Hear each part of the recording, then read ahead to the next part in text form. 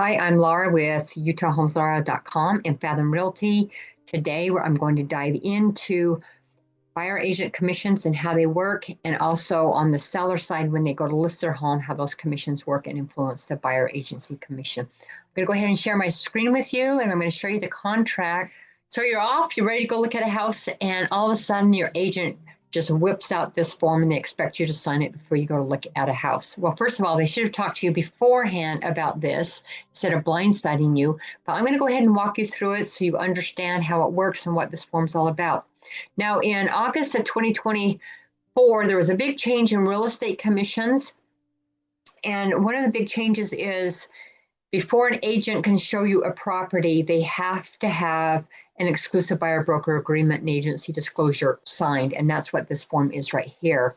Another one is the buyer's agency commission is no longer on the multiple listing service. And so if you're a seller, there's no way that the buyer or buyer agent would know how much commission you're offering. And I'll get into that form a little bit so you understand better how those commissions work. So in this form, basically, it's going to be the agent's company who's working for you, the agent. You're going to have your information here. Now, the duration of the agreement, I do not like a long time frame here. So if your agent just throws this at you basically before you go to walk in to see the first home together and they have 1 year duration, oh, I would not sign that. As an agent, I like to, how I did it before they made this new change, is I would like to take people through a couple homes before I decide I want to work with them and have them sign an agency agreement. However, that's all changed. You have to have this signed or you can get in hot water. It's like the law of real estate. It's a big rule. So what I do is you have the option here of just selecting certain counties, certain cities, or you can come down and just do certain properties here. So if you want to go on a property tour with an agent before you decide if you want to work with them, this is the way that I would go. Right down here, we're talking about the brokerage fee. Whatever you put in here can be lowered. It just can't go up. So if the seller is super motivated to sell their home, they will offer a higher commission, to get more buyers and more people in to look at the home. One of the strategies, if the seller offers a higher commission, if the realtor is willing to accept X amount commission, which is lower, then that can offset the amount of money that the buyer would need to bring in at closing. So for example, you can put 5 or 6% in here, and there are new builders that are offering a 5% commission. Some are offering 4%. And you can take that. But if you put a lower commission here, you can't go up, but you can always go down. So it'd be good to put like a 5 or 6% here, because you have that flexibility to work with.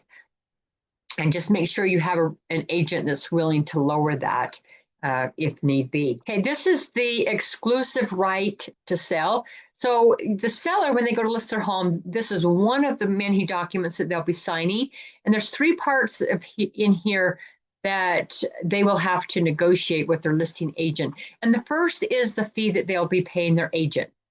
So that would be negotiated in there. And then if there's an unrepresented buyer that comes in, the listing agent will receive an additional amount that's negotiated because there's additional liability and responsibilities in working with an unrepresented buyer and all of that paperwork.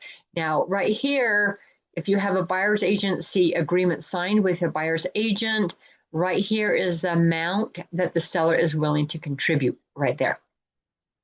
So if someone comes in without a buyer's agent and they're also unrepresented, and all of a sudden the listing agent says, oh, I'll represent you, I'll be your limited agent. And then now they're going to go back and they're going to want the seller to sign a limited agency agreement and the buyer. I would never do that because otherwise you're just, you're limiting the representation that you're going to get. And I'll get in a separate video where I talk specifically about dual agency and how that limits representation that you get. In the state of Utah, we are allowed to do dual agency, limited agency. I will never do it. I don't feel like you can really represent. If I sign a listing agreement with the seller, I don't feel like I'm doing my seller justice and can really negotiate on the best behalf of my seller if all of a sudden now I'm representing a buyer. If I'm a buyer, I would not want that agent representing me. I would want my own agent. So it's always important to go out and get your own agent. Anyway, that's wrap on this one. Make sure you subscribe, watch the next video, and I'll see you on the next video.